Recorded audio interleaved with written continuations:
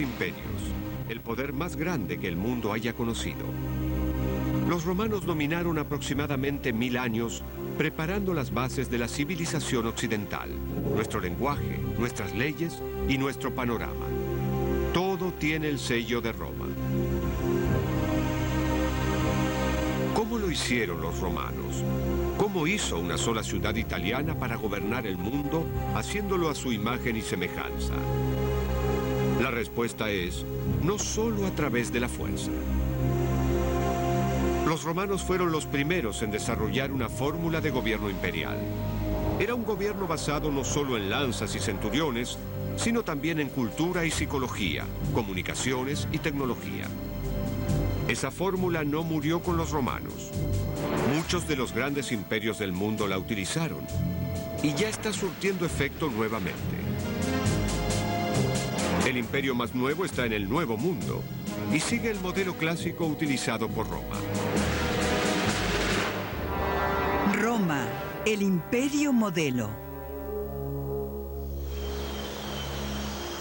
Roma fue fundada en los pantanos de Italia Central alrededor de 800 años antes de Cristo. Los romanos fueron astutos y aventajaron a sus vecinos por medio de una diplomacia inteligente y por la fuerza de las armas. Una tras otra, las ciudades rivales de Italia fueron cayendo. Los romanos marcharon sobre España, Francia, los Balcanes, el norte de África y el Medio Oriente, conquistándolos a todos. Controlaban todo el mundo mediterráneo y aún más allá. Pienso que no podemos decir que los romanos hayan querido crear un imperio. Una serie de accidentes los llevó a ello. Era una sociedad militarizada. Y para progresar en esa sociedad y obtener rangos más elevados, había que tomar parte en algunas aventuras de ultramar o militares. Así es que este mundo siempre estaba plagado de guerras en todas partes. Y a raíz de ello, Roma fue conducida de una guerra a otra.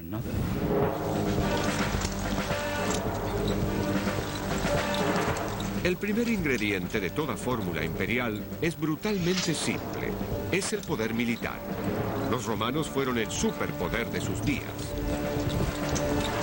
Sus tropas tenían el mayor presupuesto, el mejor entrenamiento y el equipamiento más sofisticado para dominar a un mundo cruel y violento. La ganancia del Imperio Romano es un asunto repugnante y sangriento. La campaña de Julio César en la Galia duró 10 años. Fue en los 50 a.C. En su triunfo, estaba complacido del hecho de haber matado a 1 millón de galos. Eso para nosotros es genocidio.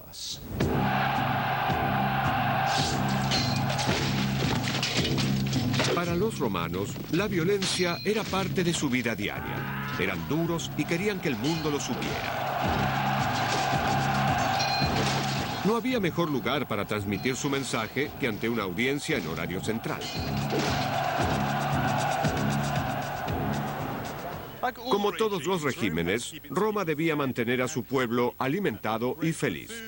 Esto significaba pan para comer y circo para entretener. Pero la versión romana de estos circos era un poco más que diversión. Enfrentaban a hombres contra bestias y a hombres contra hombres en las batallas de los gladiadores. Y al montar estos juegos aquí en el Coliseo y por todo el imperio, Roma imponía la política del terror. El propósito era inspirar miedo, mostrar que los romanos eran personas valientes, llenas de crueldad y tremendo poder.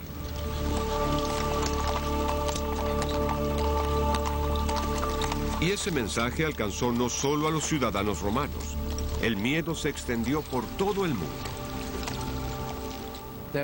Había un rey helénico llamado Antíoco de Siria que fue a la guerra con el rey Ptolomeo en Egipto.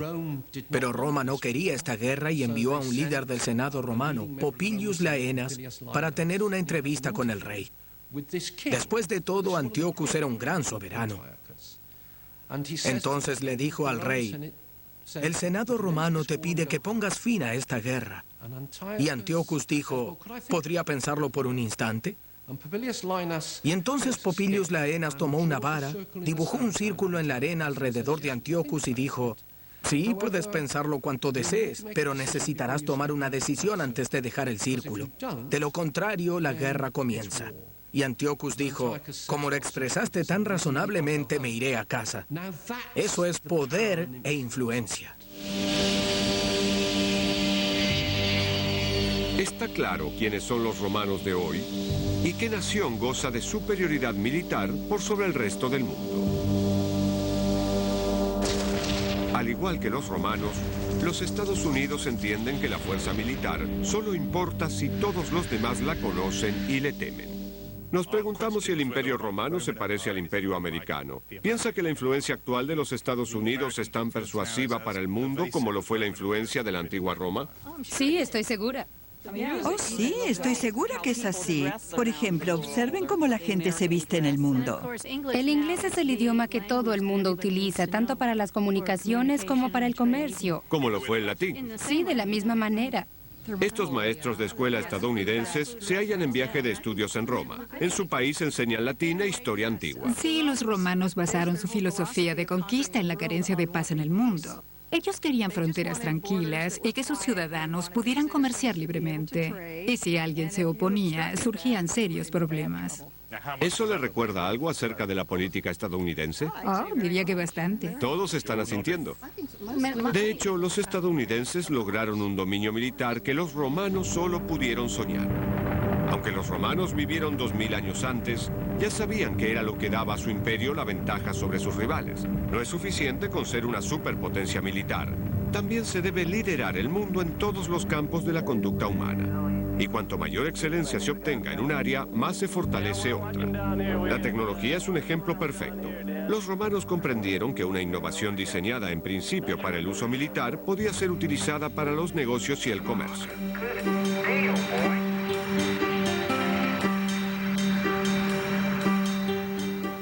Lo que mantuvo realmente unidos a los romanos en la visión que tenemos de la antigua Roma son sus carreteras. Inmediatamente que un territorio era conquistado, se construía un sistema de caminos. Esto permitía a las tropas llegar muy rápido desde el centro hasta otras áreas problemáticas y permitió que el comercio se moviera muy rápido. La tecnología fue crucial para la construcción de rutas. Este es un muy buen ejemplo para descubrir uno de los más grandes legados que Roma dejó al mundo. Un camino tan recto que podría haber sido dibujado sobre la tierra con una regla. Los romanos no dejaban que nada se interpusiera en su camino. Si pasaban por una montaña, el camino pasaría justo por allí. Y caminos como estos cruzaban el imperio.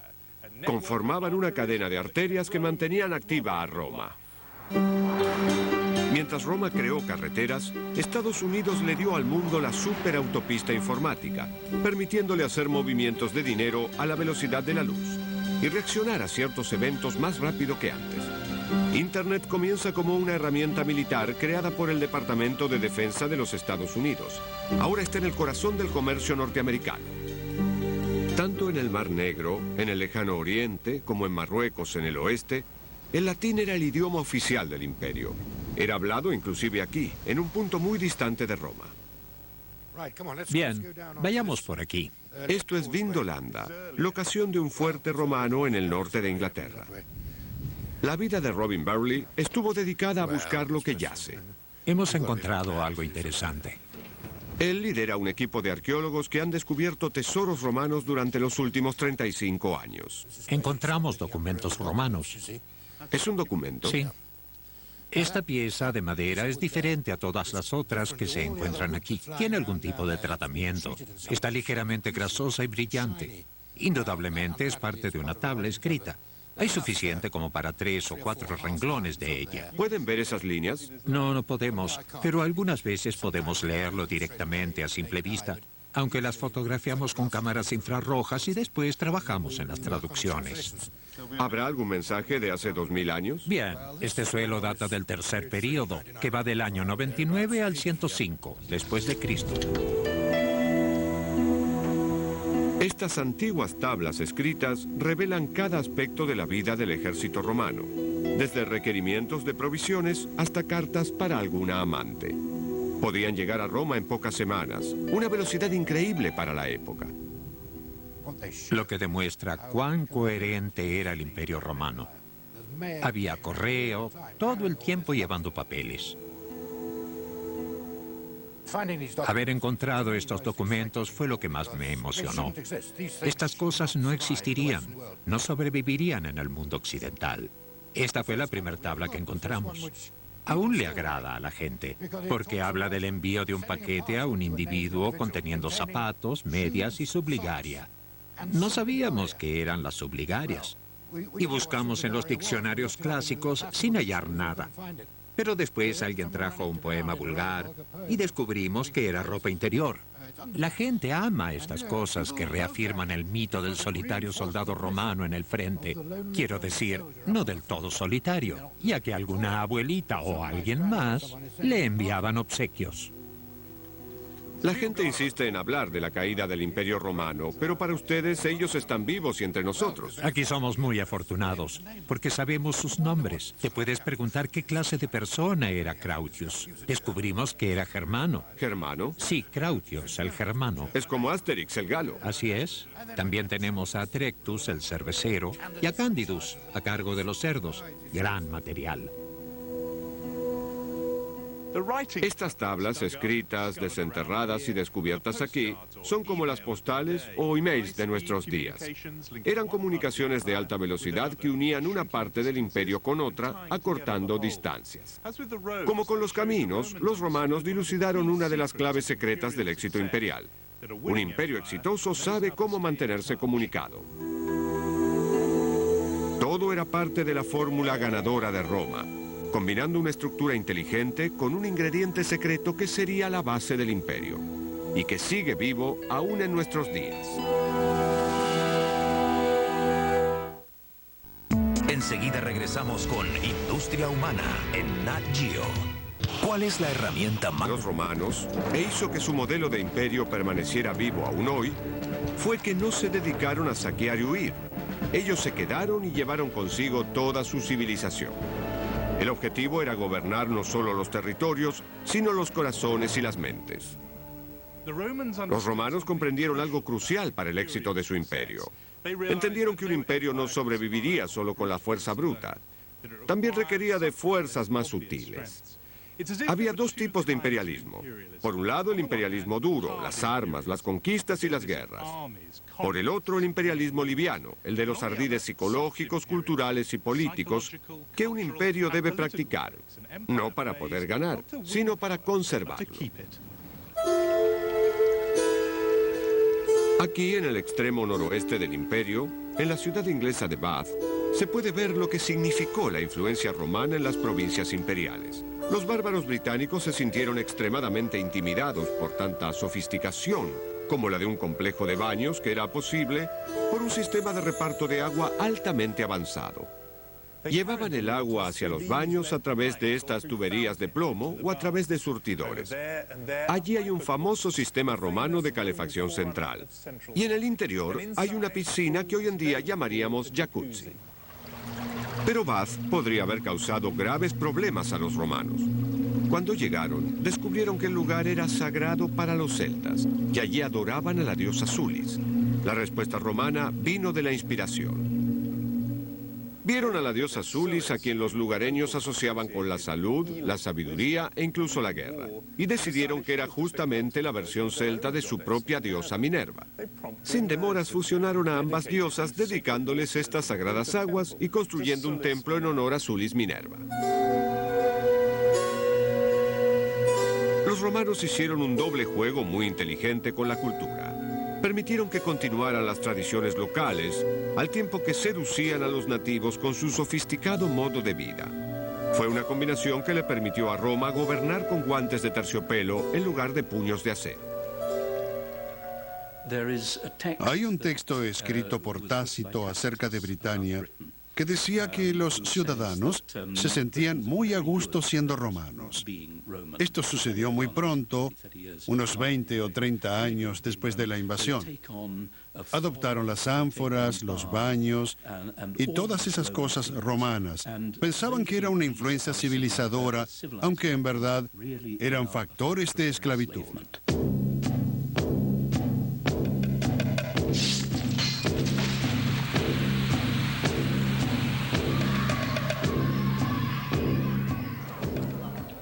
Ya sabemos cuál es el acervo cultural estadounidense. ¿Cuál era el acervo cultural que recibían si caían bajo el dominio del Imperio Romano? Bien, por supuesto que tenían togas, baños, caminos y juegos, así como la violencia de los gladiadores. Pero también tenían leyes y sistema monetario, todo un sistema unificado en el mundo mediterráneo.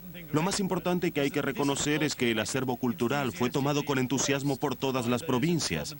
La gente en el Imperio Romano quería ser romana, no era algo impuesto a ellos desde el poder.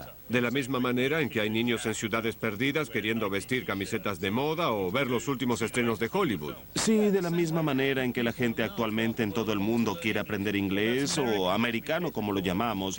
Todos en el Imperio Romano necesitaban aprender latín si querían progresar.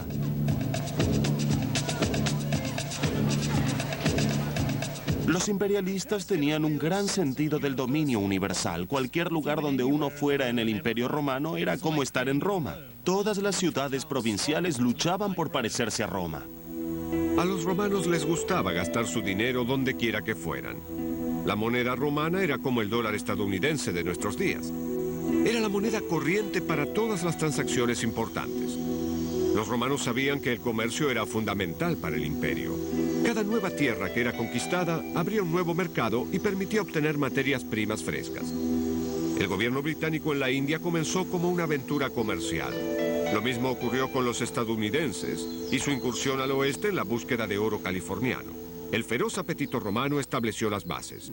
Roma era un gran centro de consumo que debía ser alimentado de materias primas y mano de obra en forma constante. Y eso lo lograron por medio de la continua expansión. La gente y los suministros llegaban aquí a través del antiguo puerto de Ostia, a 25 kilómetros de la capital. Como decían en esa época, todos los caminos conducían a Roma. Y no solamente los caminos, vastas rutas comerciales marítimas y continentales también. La reacción romana a este tráfico internacional fue sorprendentemente moderna y fue uno de los ingredientes clave para el éxito imperial. Estamos caminando por las que fueron las oficinas de los exportadores y los armadores que traían productos a Roma. Aquí tenían que venir quienes querían importar productos, quienes querían organizar una importación. La oficina se identificaba a través del mosaico en el frente. Estamos parados aquí frente a un mosaico con una ánfora y 2 palmas de dátiles. Y el ánfora tiene la inscripción MC, que significa para Mauritania Caesarensis, Argelia. Así es que si uno quería importar dátiles o vinos a Roma, debía venir aquí a esta oficina y tratar con estas personas. ¿Cuál era la reacción de los romanos ante tantos extranjeros que llegaban aquí? Bien, los productos atraían gente, y Roma y su puerto atraían personas de todo el Mediterráneo. Griegos, africanos, britanos, franceses, egipcios, sirios. Todos confluían en Roma. Se podría decir que Roma era el crisol del mundo antiguo.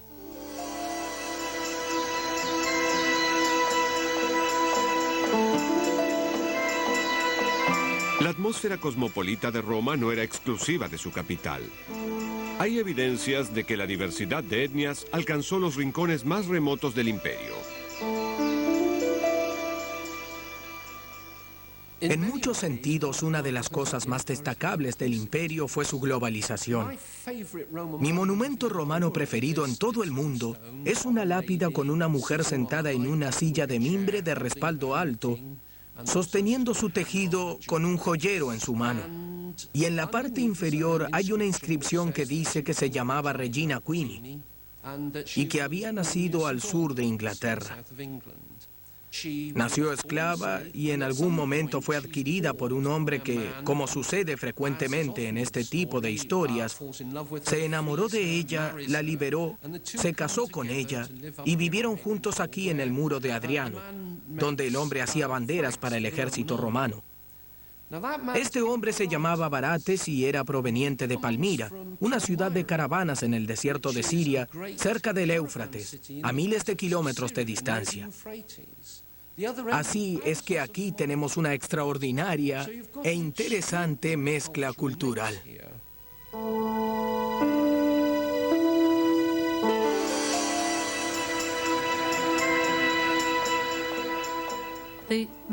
Las momias del Egipto romano son un maravilloso ejemplo de esta extraordinaria mezcla de culturas. Vemos Personas que en sus vidas terrenales se esforzaban por ser romanos, tratando de escalar a una posición importante dentro de la jerarquía social. Sin embargo, mantenían su creencia en la vida después de la muerte, algo que era claramente una creencia egipcia. Se ofrecía la ciudadanía a un gran número de personas. Podían prestar servicio en el ejército y a los soldados se les daba una declaración esculpida en bronce que decía: ahora soy un ciudadano romano. Esto era algo extremadamente valioso. A través del ejército las personas llegaban a lograr mucho poder y con el tiempo existieron emperadores provenientes de las clases gobernantes de España, como Trajano y mucho después Septimio Severo del norte de África. Viéndolo ahora, los romanos se abrieron sorprendentemente a los extranjeros. Les permitieron participar en los beneficios del imperio. Aquellos provenientes de buenas familias podían eventualmente llegar a la cima. Ellos convirtieron en algo valioso la amplia diversidad de sociedades que vivían en las fronteras. Estados Unidos avanzó aún más. Sus brazos están abiertos, dándoles la bienvenida en igualdad de condiciones a los inmigrantes de todo el mundo. La Estatua de la Libertad proclama: dadme vuestras cansadas, pobres, apiñadas masas anhelantes de libertad. La inscripción en latín en cada billete de dólar estadounidense podría haber sido una consigna romana: et pluribus unum. De muchos surge uno. Pero la diversidad puede ocasionar tensión, incluso una guerra civil. Necesita un pegamento para ligarlo. Para los Estados Unidos fue la Constitución, protegiendo los derechos de todos los ciudadanos, y una presidencia que representara a toda la nación. Después de años de expansión, los romanos se encontraron con que no tenían más pegamento, ninguna fuerza que pudiera sostener unido y en ejercicio del control a su imperio. En el último siglo antes de Cristo, Roma caía presa de la división y de la guerra civil, con generales ávidos disputándose un espacio de poder. Hizo su aparición un hombre que cambiaría todo, el primer emperador de Roma. Era el hijo adoptivo de Julio César, un manipulador extremo, un contador de fabulosos relatos y un imperialista implacable. Una vez que se deshizo de sus rivales, perfeccionó la fórmula imperial de Roma, unificando los territorios dispersos en un imperio coherente. Su nombre era Augusto. Era una persona aterradora, muy fría y muy calculadora, y al mismo tiempo muy digno de admiración. Modificó absolutamente todo en pos de ordenar el imperio. Augusto se empeñó en darle a Roma un nuevo orgullo, empezando por la misma capital. Restauró los antiguos templos de la ciudad y construyó nuevos foros y palacios. Esta fue una de las primeras grandes experiencias de creación de una imagen. Augusto quería que los romanos creyeran en un pasado y en un futuro compartido. Descartó lo que él vio como un pasado reciente de corrupción y decadencia, y en su lugar estableció el ideal del virtuoso ciudadano romano. Augusto trató arduamente de imponer una suerte de retorno a los valores tradicionales, una vuelta a las bases morales. Penalizó, por ejemplo, la soltería y la falta de hijos. Quería que los romanos usaran la toga. La toga se convirtió en un símbolo de la identidad romana e impidió el uso de la vestimenta griega mientras estuvieran negociando en el foro. Augusto decidió que los romanos no lo vieran como a otro dictador. Se asignó a sí mismo el rol de heredero natural de los grandes líderes romanos, la encarnación viviente de sus más altos ideales. Fue el precursor de un mecanismo imperial duradero, convirtiéndose en el centro de la lealtad nacional. Fundamentó su poder en algo más que mortal, ya que tenía la bendición de lo divino.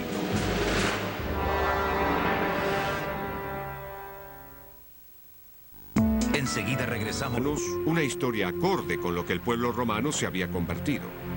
Animó al poeta Virgilio para que éste escribiera una saga épica sobre Eneas, el heroico refugiado del mundo griego que se convirtió en el fundador de Roma. En el mito de Eneas tenemos a un troyano derrotado por los griegos, o al menos eso pensaban los griegos, que atravesó el Mediterráneo, ayudado todo el camino por los dioses y embarcado en una misión divina para fundar Roma.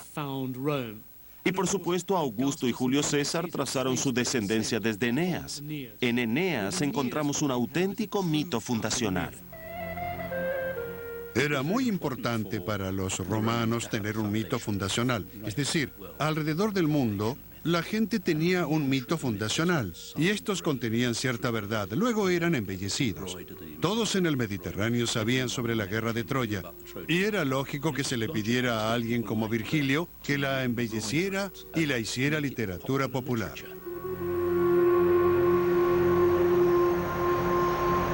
Pero Augusto quería hacer más que inventar historias. Grabó su leyenda en piedra. Estamos en el foro que Augusto construyó para su propia glorificación. Debió ser un monumento asombroso. Debió ser parcialmente techado y de un maravilloso y brillante mármol blanco. Es aquí por sobre todo que Augusto buscó reescribir el pasado. Este foro debió estar revestido por una gran serie de estatuas del tiempo de Augusto, remontándose a la mismísima fundación de Roma, sucedida 8 siglos atrás. Eneas debió ser una de las estatuas más prominentes.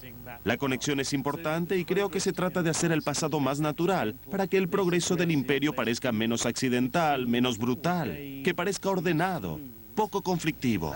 Monte Rushmore, Washington y Jefferson son dos grandes presidentes de los Estados Unidos cuyas figuras fueron esculpidas en granito imperecedero. Hoy otro gran presidente se une a ellos. Es Abraham Lincoln. Más de 400.000 toneladas de granito fueron voladas en los últimos 10 años para inmortalizar a estos líderes norteamericanos. El mito de la fundación de Estados Unidos se basa en la libertad, en su guerra por la independencia, su lucha contra el perverso imperio británico por el derecho a gobernarse a sí mismos. Eso hace que los estadounidenses de hoy se sientan incómodos con la idea de un imperio. Todavía se ven a sí mismos como la nación rebelde que peleó contra un poder imperial. Se alzaron como los valientes desamparados y no pueden aceptar que ahora son los que están a la cabeza.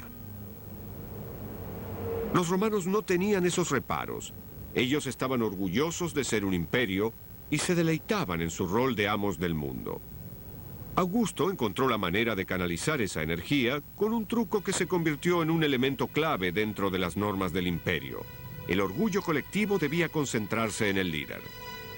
Estatuas y representaciones de Augusto eran fabricadas en Roma para ser copiadas y distribuidas a todo el imperio.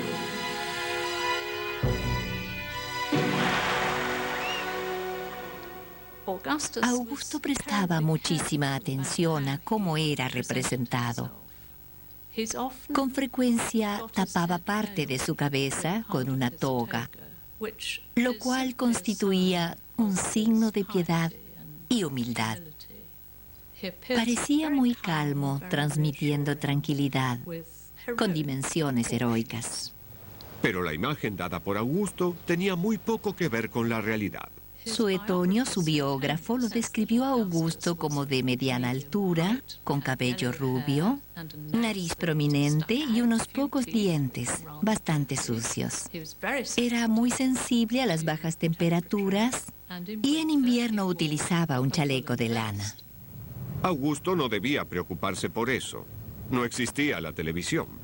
Muy pocos romanos pudieron verlo de cerca. El resto se guiaba por relatos populares y leyendas que confirmaban su incuestionable poder. Una vez visitó a un amigo de la aristocracia que poseía una extraordinaria colección de vasijas de alabastro. Y también tenía un estanque con peces carnívoros. Durante el almuerzo, uno de los esclavos recién llegados tropezó y destrozó una copa de ónix. Entre varios esclavos arrojaron al pobre sirviente al estanque de peces carnívoros. El muchacho comenzó a gritar en el estanque y Augusto se levantó y dijo: «Salven al joven». Él mostraba las dos caras de un emperador. Primero, compasión por el joven esclavo, y luego una firme demostración de poder. Se volvió hacia su amigo y le dijo, bien, me gustaría ver el resto de tu colección. Y luego hizo que el anfitrión se sentara a la mesa y viera cómo todas sus copas de ónix eran hechas trizas ante sus ojos. Pero para ser omnipotente e indiscutido, Augusto necesitaba reforzar su derecho al poder. Ya tenía un nombre de origen divino, Augusto, el Venerado. Esta vez dio un paso más lejos. Augusto se dispuso a honrar la memoria de su padre adoptivo. Encargó una estatua de Julio César para este templo. Podría haberla colocado entre los mortales, pero elevó a César colocándolo sobre este podio junto con los dioses Marte y Venus. Y esto era importante, porque si Julio César era un dios, entonces Augusto era el hijo de un dios, título que todos los emperadores usarían desde entonces. Augusto había establecido un elemento clave de la fórmula imperial. Su derecho al poder provenía de lo divino. Como buen imperialista, Augusto siempre se preocupó por su legado y por cómo sería recordado en el futuro. Para mantener vivo su nombre, hizo construir un mausoleo para él y su familia. Buscaba perpetuar en la muerte lo que había comenzado en vida, el culto a su personalidad. Bajo el reinado de Augusto, el modelo imperial romano fue perfeccionado y el imperio se unió aún más. Pero el problema del líder romano no se encontraba dentro, sino fuera de Roma. Todos los imperios tienen el mismo dilema. ¿Cómo debe relacionarse la fuerza más poderosa del planeta con el resto del mundo? Yo diría que estamos dispuestos a ayudar a naciones más pobres o tercermundistas que estén dispuestas a aceptar nuestra filosofía. Creo que todo el tema depende de eso. ¿Y si no aceptaran su filosofía? Estarían contra nosotros. O están con nosotros o están contra nosotros. Así actuaría un imperio. Es ciertamente el estilo romano. Al sur de Gran Bretaña, en un lugar llamado Fishburn, en Sussex, existe sorprendente evidencia de un líder británico que debió tomar la misma decisión: unirse a Roma o combatirla. En este lugar se alzaba el ala de un palacio tan grande y lujoso como cualquier palacio del Imperio Romano. Aquí vivía un hombre que actuaba como gobernador romano, pero que no era extranjero. Era un britano de nombre Tohidubnus. Tohidubnus es un personaje misterioso. En una placa dedicatoria encontrada en Chichester, se lee que este hombre fue un gran rey de Britania, de modo que fue importante y sin duda controlaba esta zona. Pero él vio dónde estaba la ventaja y pudo vislumbrar que lo mejor para él y su gente era ser parte del Imperio Romano. Tohidubnus ya era rey y lideraba la élite local que controlaba la región. Eligió tomar partido por los romanos, a sabiendas de que su apoyo traería grandes recompensas para ambas partes. Cuando los romanos conquistaban un territorio, necesitaban a sus élites locales, no hay duda sobre eso. Y seguramente intentaban seducirlas con préstamos o regalos e integrándolas al proceso de romanización. Seguramente llevaron a Tohidubnus cuando era un niño a Roma. Y este regresó en el año 43 después de Cristo, cuando Claudio conquistó Britania y le dio un territorio. Realmente sentimos que estamos en un palacio. Estamos en el ala norte de un palacio y la gente caminó por aquí durante cientos de años. Los imagino yendo de habitación en habitación, cada una con pisos bellamente decorados. Sí, es un piso magnífico. Es la joya de la corona. ¿Es original? Sí, es el mosaico más bello de todo el palacio. Seguramente decoraba uno de los comedores más importantes del ala norte. Supongo que estas son figuras mitológicas. Sí, así es. Hipocampos, panteras marinas, Cupido sobre su delfín. Estas imágenes se relacionan con la bebida. Son copas para vino y zarcillos de parra. Las vides y la bebida están relacionadas. ¿Disfrutaban de cócteles antes de cenar? Así es, sí. El rey y sus dignatarios habrían estado sentados sobre este bello suelo de piedra. Es verdad. Exactamente aquí, pero 2000 años antes. Por medio de este prestigioso edificio, él dejó en claro su importancia. Era una declaración de poder, era decir, vean lo que Roma puede hacer por ustedes. Por lo tanto, compórtense y tendrán una parte también ustedes. Tohidumnus les ahorró a los romanos tiempo, esfuerzo y dinero. En vez de castigar a los bárbaros británicos, simplemente se asociaron con el rey británico y gobernaron a través de él a control remoto. En el año 60 después de Cristo, Tohidumnus tuvo la oportunidad de servir a sus amos romanos. La reina tribal británica Boadicea lideró una revuelta contra la ocupación romana. Ya llevaba un tiempo así. Saqueó Colchester, St. Albans y Londres. Pero por lo que sabemos no había problemas en esta área, lo cual sugeriría que Tohidumnus mantenía un férreo control en nombre de Roma sobre lo que sucedía en esta región. Pero estos reyes no podían hacer todo. Algunas partes del mundo se negaban a doblegarse ante los deseos de Roma. Los romanos estaban a punto de descubrir que los imperios podían despertar feroces y violentos resentimientos y una ira que podía poner al mundo cabeza abajo. Enseguida regresamos con Industria Humana en Nat Geo. ¿Por qué todavía no atraparon a Osama Bin Laden? Porque se esconde muy bien, porque está muerto, porque no... La fórmula de Roma para gobernar el imperio era manejar a los que estaban fuera del mismo y que se negaban a aceptar su autoridad. Los romanos eran astutos y utilizaban cualquier truco para salirse con la suya. Lo que los imperios necesitan para justificar su expansión son enemigos. En algunos casos son reales, pero en otros son cuidadosamente elaborados e inclusive ilusorios. Los romanos se convencieron de que existía una continua amenaza que provenía del este y que ellos debían estar constantemente preparados para enfrentarla. Pero los imperios no siempre deben imaginar a sus enemigos. Algunos odian el estilo de vida imperial. Incluso aquellos arrastrados a ese mismo estilo de vida pueden sentirse molestos por su poder y por los símbolos de dominio cultural. El resentimiento solo puede ocultarse por un tiempo. Cuando finalmente estalla, lo hace con una fuerza devastadora. En el año 80 a.C., un rey helénico llamado Mitrídates ordenó a sus seguidores que mataran a todos los ciudadanos romanos en una fecha específica. Y 80.000 italianos fueron asesinados en localidades griegas. Tuvo un efecto devastador para los romanos. Y eso se relaciona con las declaraciones de muchos periódicos norteamericanos desde el 11 de septiembre preguntándose ¿por qué nos odian tanto?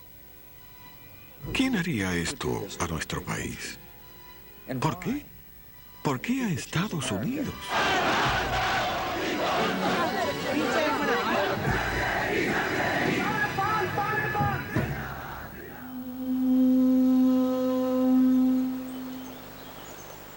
Cuando los imperios confrontan el odio de sus oponentes, surgen nuevos problemas. Roma descubrió que utilizar su fuerza para aplastar a sus enemigos le quitaba todas sus energías. Hacia el siglo V después de Cristo, los romanos luchaban para conservar su territorio. Este era el fin del imperio. Este es el muro de Adriano, serpenteando por las colinas, atravesando valles y desplegándose a lo largo del norte de Inglaterra por 128 kilómetros. Adriano decidió construirlo al notar que el imperio se extendía demasiado, debilitándose a su vez. Era hora de limitar esa expansión y construir algunas fronteras permanentes. En los bosques del Rin, esos límites se hicieron en madera. En África del Norte, eran una cadena de fuertes en el desierto. Y aquí, con canteras por todas partes, construyeron un muro de piedra que tenía 5 metros de alto. Estaba destinado a durar mucho tiempo. Y duró cerca de 300 años. Pero no podía erguirse para siempre. Finalmente, las tropas desplegadas a lo largo del muro de Adriano, a un lado del Rin y a lo largo del Danubio, no pudieron resistir la constante presión. Cuando eso sucedió, las fronteras comenzaron a caer.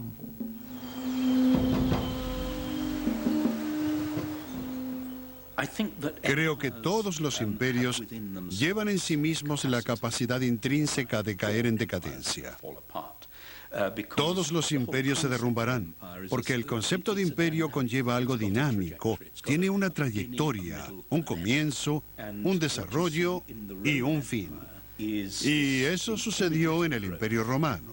Su energía aumentó hasta que ya no pudo llegar más lejos. Existió un sentido de límites y luego las presiones no pudieron ser contenidas. Una de las cosas que deben enseñar es la decadencia del Imperio Romano y aquellas cosas que llevaron a hacer tambalear a este poderoso imperio. ¿Y cuáles serían las circunstancias que llevarían a Estados Unidos a ser diferente dentro de 100 años? O tal vez ya tuvieron la impresión de que algo ha cambiado. Creo que extenderse tanto y no tener los medios para cubrir sus necesidades fueron las causas del debilitamiento de Roma. Simplemente no podían permitirse tener un ejército en todas partes. Estaban sobrepasados. Estaban sobrepasados y seguramente nos suceda lo mismo a nosotros. En estos momentos, Estados Unidos está preocupado por este despliegue imperial. Y eso es algo de lo que los romanos sabían mucho. Siempre estaban preocupados de estar militarmente sobreextendidos. Creo que para Estados Unidos sería interesante tomar en consideración en los próximos 10 o 15 años cuál sería el tamaño óptimo para un imperio extraterritorial. Debería preguntarse, ¿cuán intervencionista debe ser en el extranjero? ¿Qué grado de control desea ejercer? O si desea hacerlo directamente o a través de élites locales. Estas eran las cuestiones que pesaban en el Imperio Romano. Algo que los romanos demostraron sin ninguna duda es que el imperialismo suave, entendiéndose eso como exportación de cultura y estilo de vida, perduró aún luego de que las armas del imperio hubieran caído. En la decadencia y caída del Imperio Romano es importante recordar que los promotores de las mismas, los bárbaros, querían por sobre todas las cosas convertirse en romanos. Lo románico y la cultura romana prevalecieron mucho tiempo después de que Europa hubiera olvidado el poder militar de Roma. El legado más duradero de Roma fue su fórmula para convertirse en un imperio, creando un modelo que le permitiría dominar y gobernar durante casi 1000 años. En estos momentos está siendo utilizada por los nuevos amos del universo. Pero la historia de Roma también nos brinda una advertencia. Ningún imperio debiera creer en su propia inmortalidad. En ciertos momentos pareciera imposible imaginar un mundo sin él. Pero algún día, los más poderosos templos y grandiosos monumentos yacerán en ruinas. Ningún imperio dura para siempre.